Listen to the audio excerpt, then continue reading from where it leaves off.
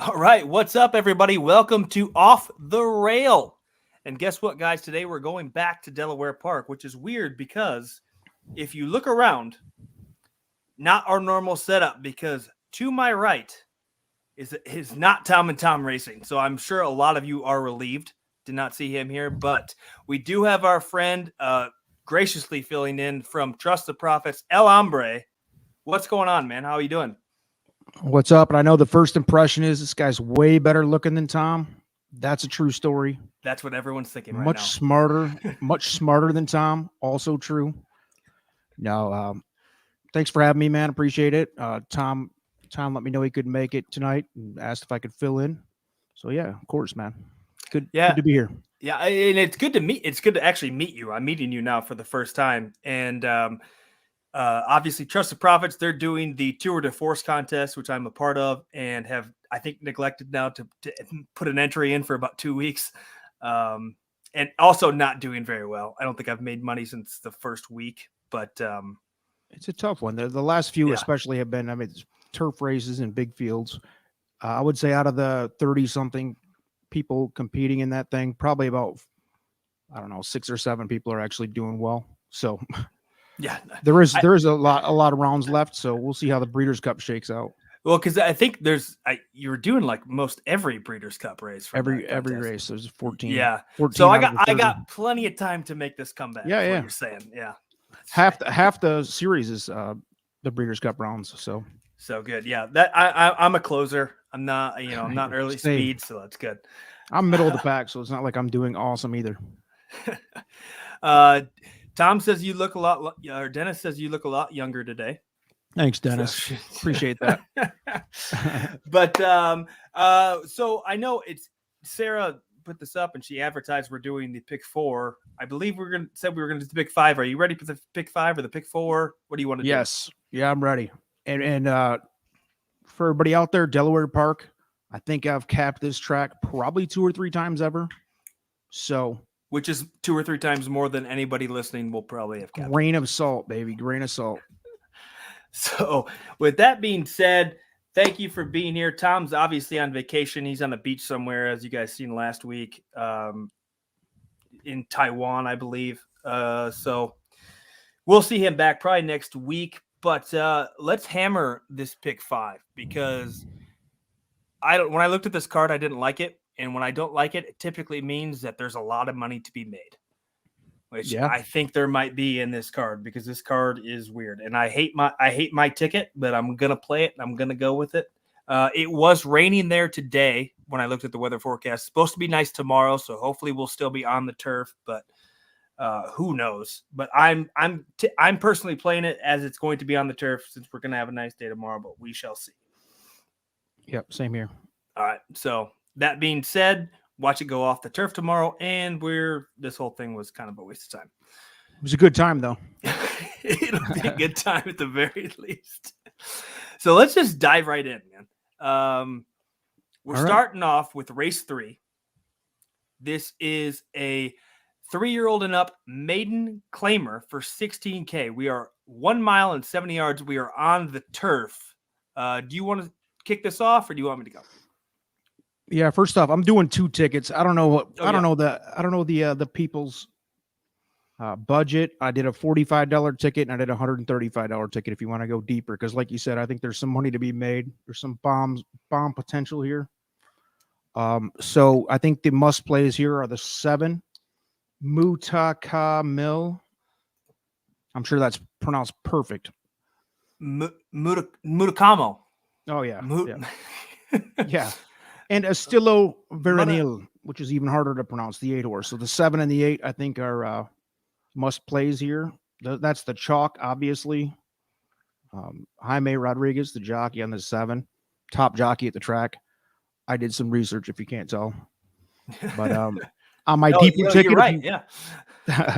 On my deeper ticket, if you want to throw an extra horse in there, I've got the 1 in there a little bit. Magic Wizard as the 3rd choice. Where are you at on this one? Okay, so you're going 7-8 on your cheaper ticket. You're including the 1 on the deeper one. Correct. Yeah. All right. Cool. Yep. I played against, oddly enough, the Gulfstream horse, the 7. Mutakamil. Mutakamil. Perfect. just because I if you've ever listened to our show, which you probably hasn't because nobody does, I'm not a super big fan of the Gulfstream going to the Northeast. It doesn't work for me in Belmont, doesn't work for me at Naira. And what I'm finding as we've played this, as I've played this track now for 5 weeks, is that transition never seems to work out well for me. So I'm going to fade him there. I get why you play him. It's a good play, but I'm going to go a little bit deeper. I'm still going to go 3 deep, and I am going to include that 8. I like the 8. Last 3 turf efforts at Delaware nearly got there. I think maybe the added distance helps him. And then I had your 1 as well, Magic Wizard, which is there any other kind of wizard that's not a magic wizard? I don't know. That's a great question. Isn't that the whole point of like being a wizard is like being able to like, well, there's a boot drinking wizard. I think Tom, he was on one of our shows once and drank something out of a boot. So I think that qualifies as a boot wizard. Okay. I mean, maybe a bit of a reach. I don't know. Yes, you're not wrong. I think it's interesting to me that Carol Cedeno is pretty hot at this track right now, and she has rode both of the Hendricks horses that are here in this race, and like both last time they've been at this track, and she chose to stay on this one. So that was interesting to me, and I'm a big Carol Cedeno fan, as all the people watching will know. So I'm going to throw the 1 in as well. Yeah, I'm a big Carol fan. She stole my heart since I started playing this track. And then I'm going to choose the other Hendricks horse in Combating, the 3 at 6-1. I like the switch to the turf now. This horse is, according to Timeform, is very highly rated for the turf. So I'm going to give that one a shot too, just because he's been doing very well here as of late. Give me a closer in that race too. So I'm going 1, 3, and the 8 here. All right. What's your total spend on your ticket? Just out of curiosity. I haven't even looked at it yet. To be honest, it's $1,000, but we'll talk about that later. It's small 3. budget. It's 3 all. Yes, you'll probably hit that. I don't know, maybe. Hopefully. If it's not Parks, you can probably get there. Well, I didn't play that 7. The 7 would beat me in that ticket for sure. Then that's a lock. Lock it in. 1,000 across the board. All right. I went 3 by 2 by 2 by 3 by 3. So I don't know what that equals. Quick math. Come on. Randy can do that. I can't. 3 by 2 by 2. 3 by 2 by 2 by 3 by 3. Pretty not. No, it's $54. I think 54. Yeah, not terrible. That's kind of my average. And no, I'm not that good at math. I'm just a degenerate. See, I haven't been in this game as long, so I can't calculate that in my head yet. Like if you tell me odds on like a 3-leg parlay, I'll probably be able to tell you. But all you do is the 5 races, multiply them by each other, like 2 by 3 by 3 by 3. Do the simple multiplication and then divide it by 2 at the end to get your 50-cent cost. So I think yours multiplied out to 108, divide that by 2 to get a 50%, $54. All right. Well, there it is, $54. I mean, somebody can fact check that. If Dennis is still out there, go ahead and do that, Dennis, because I know you're chomping at the bit to make me look like an idiot. Yep. And me, please. All right, so you got 3 deep or 2 deep. I went 3 deep. Let's move on to race 4. This is a 2-year-old race, which is always so fun, right? Oh yeah, very predictable, especially at Delaware Park.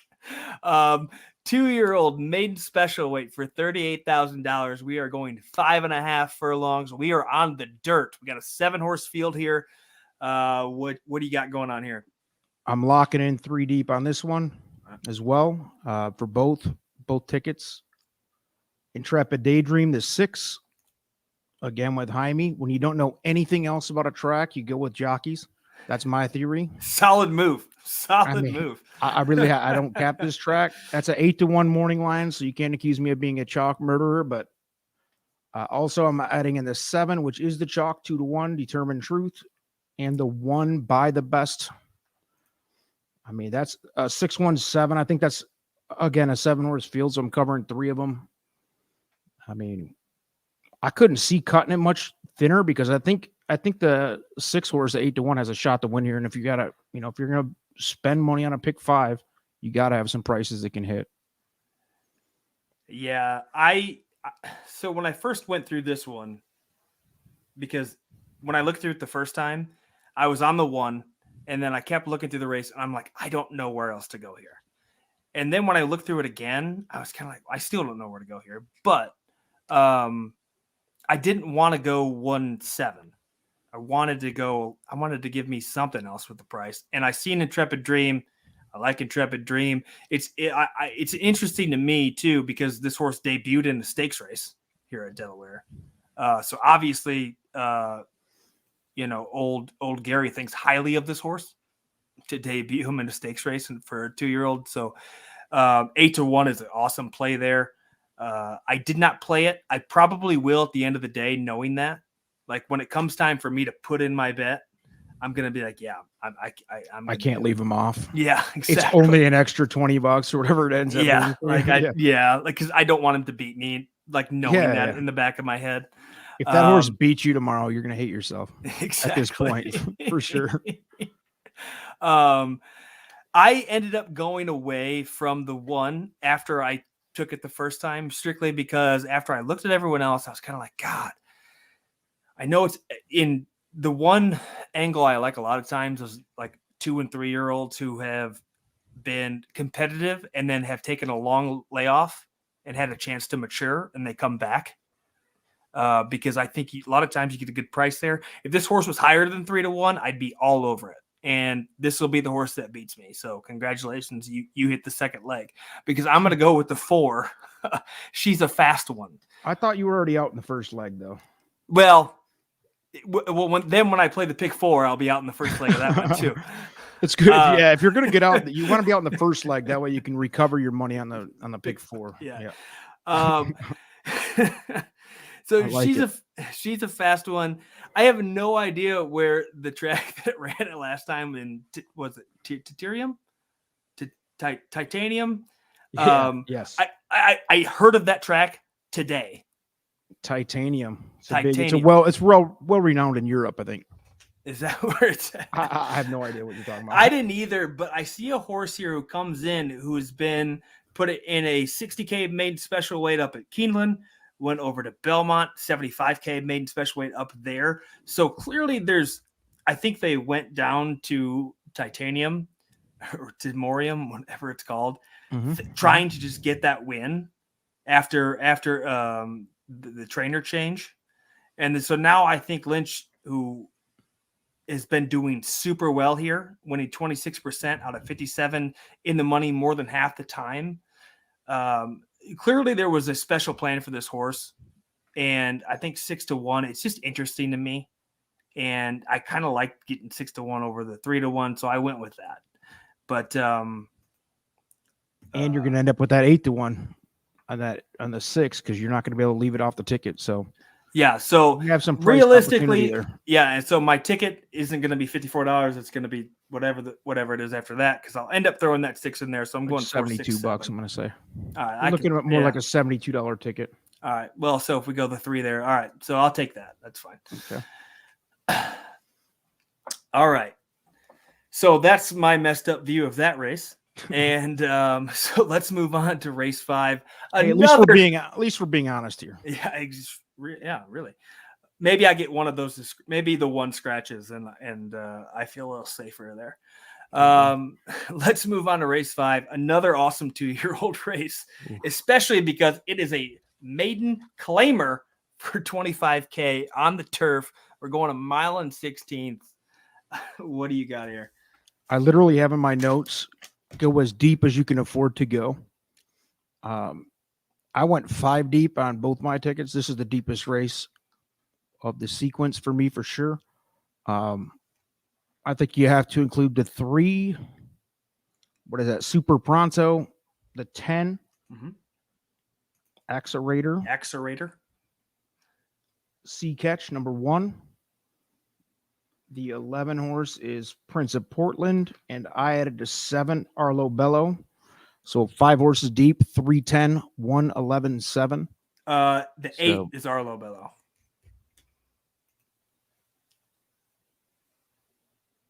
I'm sorry, 7 is Rusty's G550. You're right. My bad. Wait, are you doing Arlo Bello or Rusty? No, 310, 111, 7. Oh, so you're going Rusty's, not taking Arlo Bello. Yes, yes. Oh, I love it. Yeah, it's a bigger big price. prices. Love it. Yep. My fault. I'm looking at the whatever that is, I don't know that. I guess it's the starting position versus the jersey number. So Okay. my bad. Right on. But I do have Hey, it down man, as 310, that's 111, fine. 7. Now There's- 8 will yeah. get there. Yeah, right. Because I'm not taking the 8 either, so that'll be the horse for sure that wins now. Lock it. Yeah. First time gelding. Oh yeah, I like it. I like all of them because, dude, looking through this field, and what's crazy is, as much as I hated this ticket, and this is like the one race where I'm like, I have to go deep. I went too deep. Uh-oh. Stupid, I know. Maybe but, not. Hey, if you because- can, well, if you can justify it, let's hear it. I'm on 2 of your horses here. I am on the 10 Accelerator. You can never go wrong at this track with Jamie Ness and Jamie Rod. The best combo you got here, best trainer, best jock, right? I get it. It hasn't looked super well. They take a big drop in class though, and they switch to the turf at 8-1. Why the hell not? Like, Yeah, I'll trust exactly. Jamie. I'll trust Jamie Ness here every single time he runs, especially if he's going to put Rodriguez on his horse, because I know that's his number one guy. So, I got to go with it. And then the other one's the 11, Prince of Portland. Brittany Russell is very good at the dirt to turf switch here, and also, I said that very wrong. Very good at the dirt to turf switch, and very good on her second starts with her 2-year-olds. So that's interesting. Obviously, I think bad start didn't go well last time around. Probably at Pimlico was probably just trying to run that horse around. Now comes in here, Lasix for the first time, and you've got my girl Carol Cedinho on board, 12-1. I will ride that all day. So we're both fading the chalk here. Yeah, it's You're way fading the chalk. You got an 8-1 and a 12-1. Yeah, I mean, like who knows what post time odds are going to be? But wasn't happy about it at all. But when I looked through it, man, I just was like, God, I can't just. There were so many. My approach is always to not even look at morning line odds till after, and then it kind of, if the way I capped it comes out way wrong, and there's like a 4 to 5 morning line that I don't have, then maybe I'll add that horse, but just as insurance or something. But I try to not look at that at all. So if you come up with an 8-1 and a 12-1, that's awesome to me. I mean, that's. But I mean, like, if you're right, obviously. well, even when you look at it, though, when you look at a lot of the lower priced horses, I mean, it's not like they're super impressive. I mean, the 10 came out second best to me. And by the way, shout out to Frank Payne, who also threw his input in this for me, because I was, wasn't going to spend 24 hours on this preparation period for Delaware Park. But I got my guys on it, and this is what we came up with together. So we both agreed to 10, and it sounds like you're on the 10 at 8-1. I like it. Yeah. By the way, we're going to move the needle on that thing with the millions of viewers around here. I mean, it's about to go down. Scratch the 8-1. It's now, 1-9. Legit. Jason asked, and he mentioned a breeding. It's a turf race. I listen to Timeform a lot on their turf or on their breeding ratings for specific races. I think the 4 is the best rated. If you want to look at that, with friend of the show, Angel Suarez on. So take that as you may, as they also make the dirt to turf switch. So, man, that's above my pay grade. All right, so So what, you ended up too deep there. too deep there. I That's hope what- you're right, because I got him in hope- my 5 Yeah, deep to say sequence. if I'm right, you're right. So then we're Yes. all good. Prince of Portland, give me that 12-1.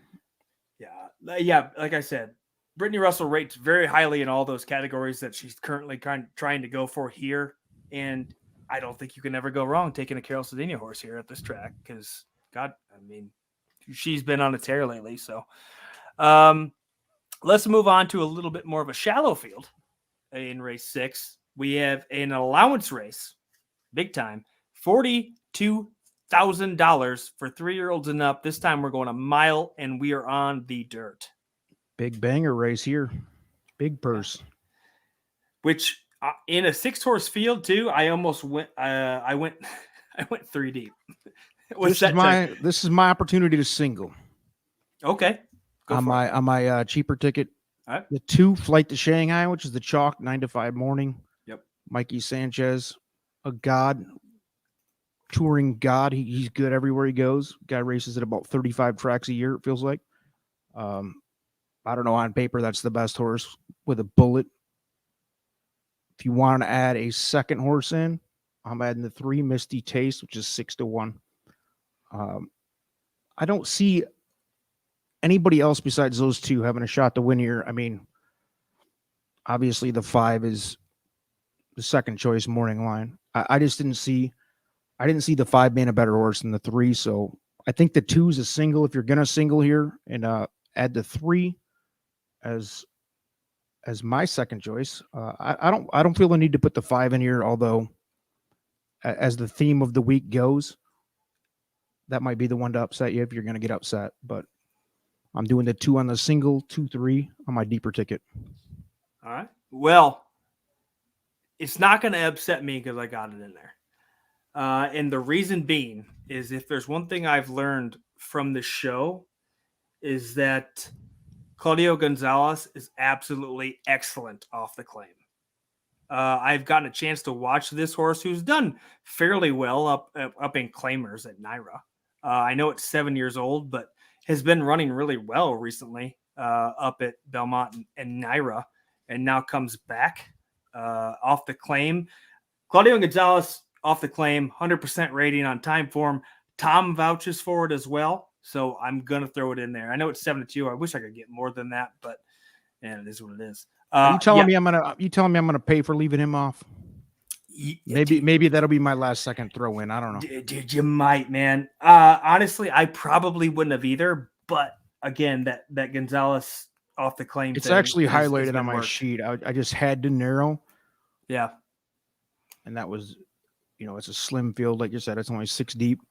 That was the easiest spot to slim this thing down a little bit. But again, don't listen to me. I'm the one going 3 deep in a 6-horse field. Dude, it's not the first rodeo. And by the way, I've heard Tom. Is it true he's got autograph sessions out there? And I mean, he's a legend out of Delaware Park. I've heard. Dude, people will tweet photos of him, and be like, "Oh, legendary trainer and spectator." Jamie Ness and Tom and Tom. There he is. Just a random. Absolute legend. I love that guy, dude. I've only met him a couple times, but he is absolutely hilarious. Yeah, dude. He's big on Delaware Park. He's like on the payroll or whatever he is. I don't even know what's going on with that. So we tried to decipher this before. He's on the payroll, but no one's actually sure what he does. So apparently they pay him just to be a big shot there. Well, and that he is, and just pay trainers to make videos so that he can bury me on YouTube. The kids come up, they want his autograph, that type of thing. Speaking of legendary, how about Gas Station Susie coming in? Look, what's up, Gas? There he is. That has got to be one of the better handles you're ever going to hear in any realm. Well, I don't know if you watch our show, but after doing the Triple Clown show for so long, I was like, Gas Station Sushi is like one of the greatest names ever. Yep. So I low-key called myself the Truck Stop Burrito for so long in honor of Gas. So I mean, that's pretty, it's along the same lines. Yeah, he appeared when Tom came on our show once. He was a commenter, and it was like, dude, Gas Station Sushi that's going to be tough to beat ever for anybody. Anybody, That's- yeah. Guess what's going on with the Chiefs? Are they dead?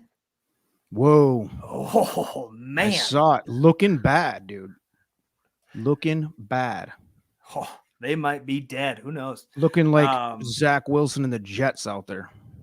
Well, Okay, ooh, maybe not. God.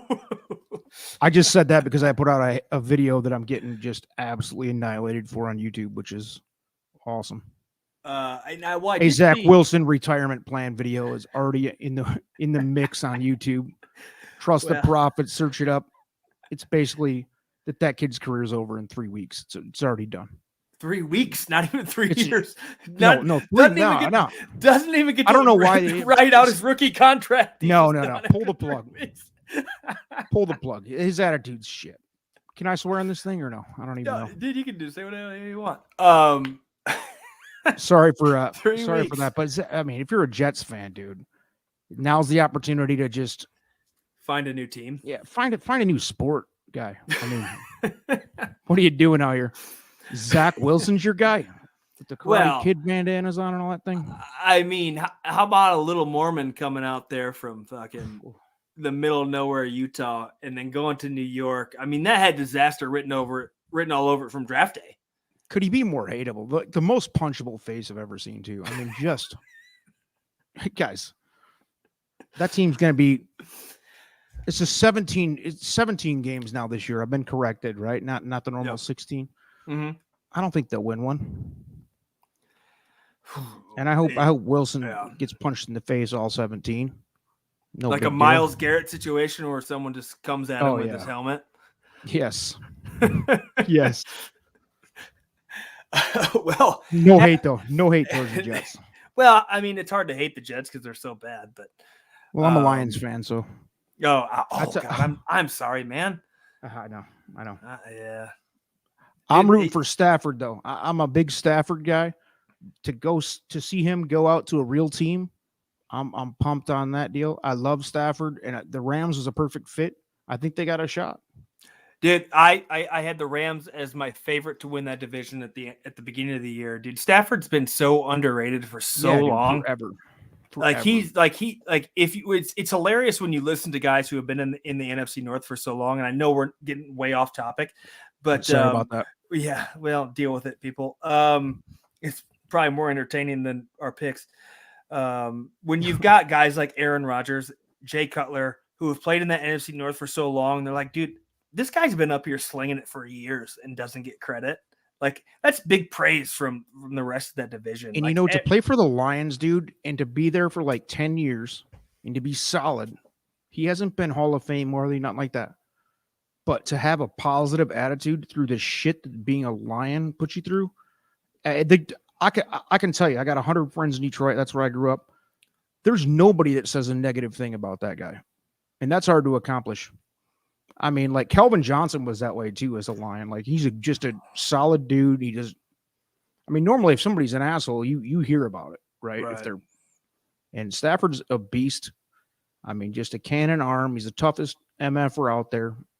He's good, and now he's going to a good team. I'm like, dude, I wish he would have went there a few years ago because now he's, plus 30. Now he's got a shot, man. Yeah, I think I'd love to see him win. So. It's my little Lions rant because they're another decade of rebuilding away from being. Well, just pay Calvin Johnson the $1.2 million. I don't even know what's going on there. Break the curse, and then we're done. I don't know. That's all you gotta do. Just pay the man his money. Goff's got to throw the ball backward 4 or 5 more times. Then we'll talk about the Lions. All right. Well, after that rant, you have an open invitation to come on with us on Fridays for show us some TDs with me and Tyler, my old tag team partner Tyler Cintron when we talk about football. Oh yeah, so, I'm in. Yep. All right. I got lots of opinions on football. Yeah, and clearly they're good. And right up the alley. No bias. Right up the alley of the show too. Maybe we were back to that at the end of the show, but to finish off the what we came here to do, yeah, we're still doing that, everybody. If you're still listening, so sorry that if you want to listen to more football talk, the 2 flight to Shanghai I am on as well. Clearly, easily a single. He's 1-for-1 here at Delaware Park in very convincing fashion. Right. So I can't leave that one off. And the other one was year 3, Misty Tay. I think Gonzalez, and we'll go back to Claudio here. I think he figured out something with this horse up there in Monmouth. And I know Monmouth is a hard track to kind of gauge right now because they don't have whips. But the fact that the last 2 races have been far and away better time form numbers than anything it's had previously makes me think that maybe they figured something out in this horse that it's going to make it succeed going forward. So if you're going to give me in this short field 6-1, I'll throw that on my ticket too. So I'm throwing the 3 in there as well. So I'm going 2-3-5. The 5 was my third toss, and if I have to, if I've got room, if I can afford it. So agreed 100% on that one. Just saying that the Tom Gonzalez, it's beat me twice now. So take that as you will. So let's move on to the final leg, which your expensive ticket doesn't seem super expensive. You went really deep in the one race. 5 deep. 5 deep. Yeah, it's a $135 ticket. That's my deeper ticket. How deep are you going here? 3. Okay. I'm also 3 deep. So let's move on to race 7. It's a claimer for $16K for 3-year-olds and up. We are going 1 mile and 70, and we are back on the turf. What do you got going on? I don't think you can stay off the 1. The chalk Deckology is the insurance play. We obviously in a sequence like this, I don't know. Maybe it's me. I like to cover the chalk in the last leg, because if you go into the last leg and you've had some prices all the way throughout it, and all you need is the chalk to finish off something big because you hit a 20-1 on the way, I don't know. Maybe that's a bad precedence to follow. But I have the 1. I have the 4 Captain Thunder at 8-1. That's your girl, Carol. Yep. And I got the 7 David's Prospect. Got 15-1 for the bomb, just in case. I went 3 deep here on both tickets, so I don't know. I think Sanchez gets this home on the 1. Again, hoping for a price on the 4 or 7 to get something good home in the 5th leg here. Well, it's funny you say that, because I am going to be that guy who doesn't play the 1 and regrets it come the last. Hey, one. man, we're still on 2 of the same ones though. Like I think there might be some sort of weird sequence in there where we both pick the same horse in every race, and hopefully that's the one that comes in. Yeah. But I have no reason. How deep did you go, by the way? 3 deep. Okay. I went with Captain Thunder. Has the best turf numbers in its PPs out of this whole field. I don't know if there's anyone else who's gone over 100 in time form. And I know the last 2 races haven't been great. But second time coming back to Delaware since going to Pimlico. Yeah, I got to take a shot with Carol here. And I went with the 7 David's Prospect, who I switched to the turf last time. There's no T on the end of Prospect. I just want you to be correct. Prospect. Yeah. Prospect. Yeah. Grammatical error there. Well, it's like everyone calling New York traffic, or everyone calling NY traffic New York traffic. Yes. You got to watch that. That's not the horse's name. How much of a grammatical Nazi are you going to be? Because here it's prospect, not prospect. Yeah, we made a big deal about the NY traffic over New York traffic. I like on our it. Show before. I love that. If you can pick grammar up, Bert, I'm all in. I love it. We also, there's a horse who ran last weekend called Irish Cork, who we kept referring to as Irish Cock. And so, yeah, we're real big on pronunciation here. Yeah. And grammatical horses, where there's like a 30-letter run-on with no spaces, and it takes effort to figure out what it's trying to say, that whole thing. What was the other one we had earlier? In It for the Love or something like that earlier? Yeah, there's always a horse where you're like, it's like a license plate. What was that thing called with a license plate where there's 10 letters in a row, sequence numbers and letters where it actually spells something out, but it takes an hour to figure it out. Yeah, exactly. We call that a grammar horse. So I went with David's Prospect. Thank you. Yeah, all right, good. And actually, it's funny. I mentioned In It for the Love. That's the horse in this race. No, I liked coming down. The first time this horse has ever switched to the turf, and Ashby and Aubrey have been pretty good as of late.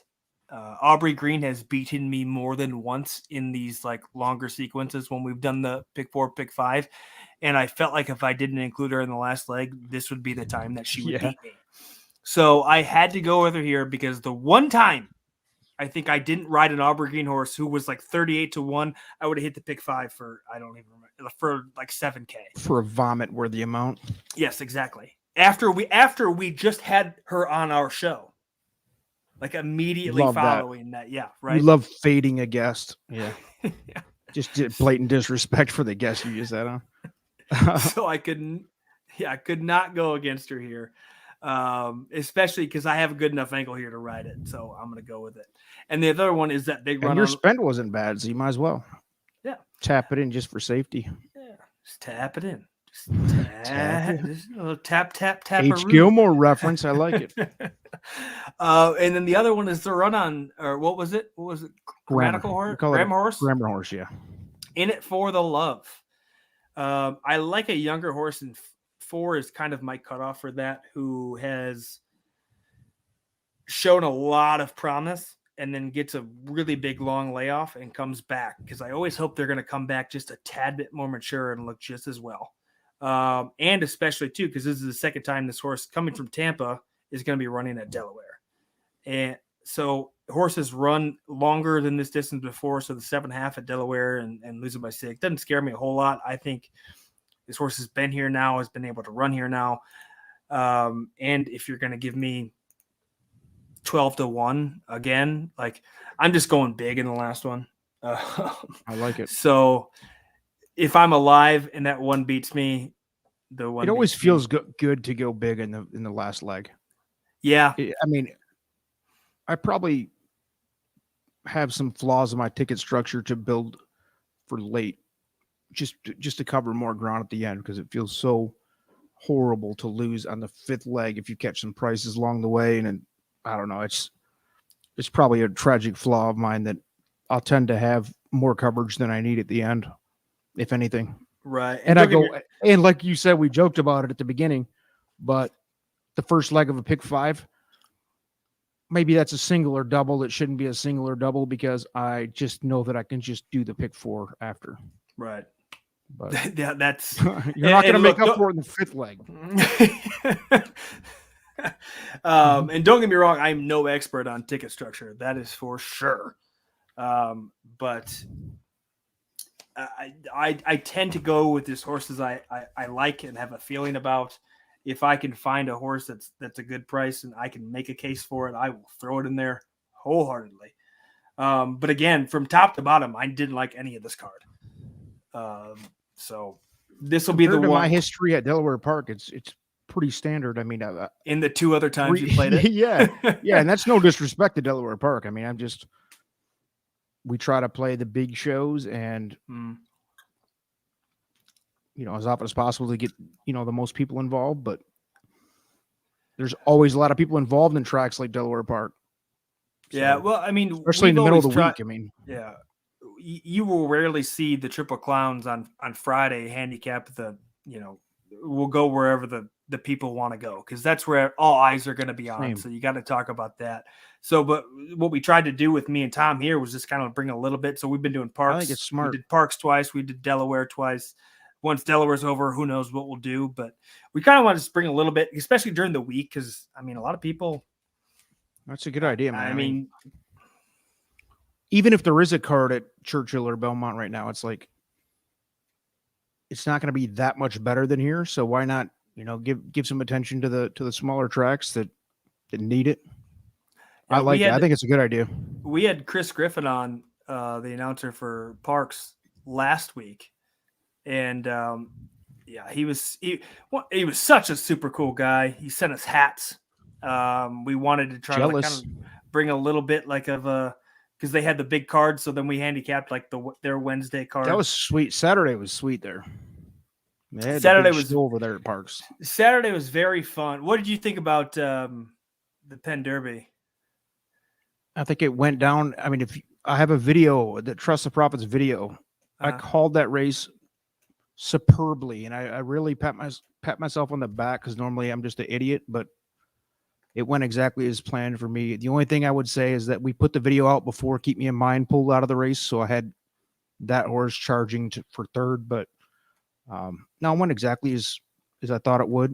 You know, I think Hot Rod Charlie finally got his big win without tripping and getting DQ'd and all the BS that was involved in his. We still almost got DQ'd. Yeah, dude. That was and it was questionable. I'm sitting there going, dude, if this happens again, man, like this horse is cursed. And it was questionable. I mean, it kind of was eerie to Maximum Security to me a little bit. Like it wasn't as blatant and as bad as Maximum Security at the top in the Derby in 2019 or whatever year that was. Right. But yeah, man, I mean, he pushed up a lane or two. It was questionable. And I'm like, shit, dude, if this horse gets DQ'd, man, this thing is just like Black Cloud of the Century horse.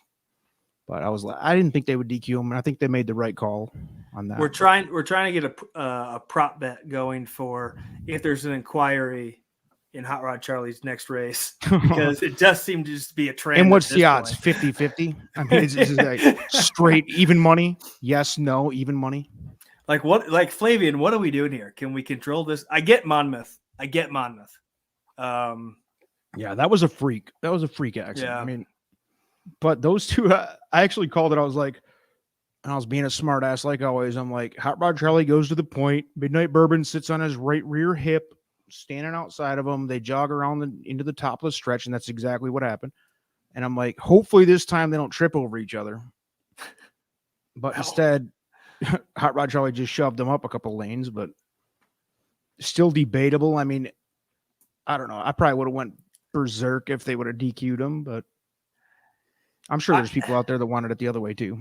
Well, I wanted it the other way because I had them both for money, and I would have done that. And I'm not a big Hot Rod Charlie fan.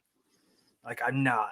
I wasn't, but that horse is that horse is just like answered the bell every time. He's a work pail guy. He comes, she shows up. Exactly. He does his thing. Exactly. I hated the name. I hated the whole scene early on in the Derby campaign, but I was like, after watching him, he's kind of like essential. He's just a step below Essential Quality, but he always answers the bell. He's always he's super competitive. It's the Essential Quality race that made me not like him, because when everyone's like, oh, he ran such a great race against Essential Quality. It's like, can we not talk about how good Essential Quality is then?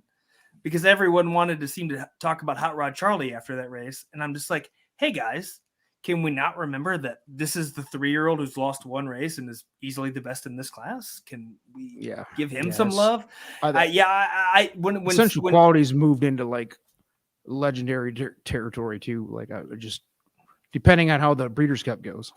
I was just saying that he does well in that thing. I mean, he's historically good. Like, well, and he's got a weaker field. His biggest competition is going to be Knicks Go, and that's pretty big though. I don't know if he can. It's a big step, but we hopefully Brad Cox. I don't know. Hopefully they can figure out. I would like to see its Essential Quality get his due. I think that horse is a monster. I've been a big fan of his. So. Well, because realistically, say it's a Knicks Go Essential Quality Classic, he's going to get retired, and then we never see him again. When it doesn't feel like he really accomplished what he should have. Because of the Derby, and the Derby was a Bob Baffert freak show. I mean, Baffert has ruined the Derby 2 years in a row for me. Well, I hate him. It was a big hit for us, but Authentic is worse than the AIDS virus to me. But we'll talk about that on another show. I mean, that's. 2 years in a row. I gotta go right here. Oh, here we go. Put my Authentic hat on. I don't hate you for it. I'm just telling you, 2 years in a row, the Medina Spirit thing. I mean, I walked out of the room. I had like 20 people at my house. I walked out and I'm like, don't talk to me for about a half hour. So I was just like, it was the same race. you watch the same race as the year before when Authentic beat Tiz the Law. It was like the Juice Monster ran the biggest race of its life. Weird. Beat a horse that it had never beat before. Answered the bell at a time it had never answered before. Just on time for old white-headed Bob. Well, I think he answered that question in the Classic, though. That like I don't know if his Derby because to me Tiz the Law was the biggest fraud that whole year. Ooh. I was never who did he ever beat really? He beat a short crappy Belmont and a short crappy Haskell. No, Travers. The prep season he was the best. I agree. I mean, did I think he was a dominant force? No. I mean, but I think Authentic was about third or fourth best that prep season. And then all of a sudden, when you had Nadal and Charlotte, because you had Tiz, Nadal, Charlotte, all the great horses fell out. Nadal was such. That thing was a monster. Dude. I loved Nadal. Monster coming up. Yeah, he was so good. Monster. Yeah, those horses stay in there, obviously. And Charlatan kind of has proved that he deserved to be in that conversation too, coming back. And that was those two. I mean, that was ended up being those two anyway. But Swiss Skydiver was the big redemption for me. I got a bunch of money on that. So I didn't hate Authentic so much because he let her beat him. And Swiss Skydiver is a crazy horse because she'll run massive and then just throw a dud in there. Then she'll run massive. And she hasn't done much this year. Not this year, no. There's like 3 or 4 female horses doing better than her for sure. Latruska's the truth, dude. Dude, she was my big pick to beat Monomoy and Swiss early on, and because I always liked her, and then she just took off like different level no right now. Other. Yeah. I wish they'd run her in the Classic. I don't think it's going to happen, but I'm still holding out hope. Because I think it. I mean, it'd be nice to see her try. Although Nick's Go and Essential Quality are not the type to like hang back and let her do something. So I think just let her go wire to wire. Yeah, I don't think that's going to happen with those two, but probably not. Be fun to try. It'd be a good story. It'd be great her taking off and taking that. I wouldn't mind seeing that one bit. But all right, man. Well, thank you for filling in for today for Tom. We've gone off topic. We've talked about just the general state of horse racing. We did the pick 5. Hopefully we hit it. No doubt in my mind. I'm saying just take the El Hombre AJ, like the horses we picked at the same horses we picked. Just play that. It'll probably only be like $25, and then you'll hit it for sure. Because clearly that's where the money is. 100%. All right, man. Well, thank you so much for filling in today. We appreciate it. Again, open invitation to come on our Friday show to talk some football. And Tom will be back next week to everyone's dismay. I'm sure no one wants to see that, but we appreciate it, guys. We'll probably end up throwing out those picks on Twitter, on the DGen Twitter, as long as Sarah does, because I probably won't remember to. And we will for sure see you guys next week. So thank you, guys. Thank you, El Hombre, and good luck, everybody. Peace out.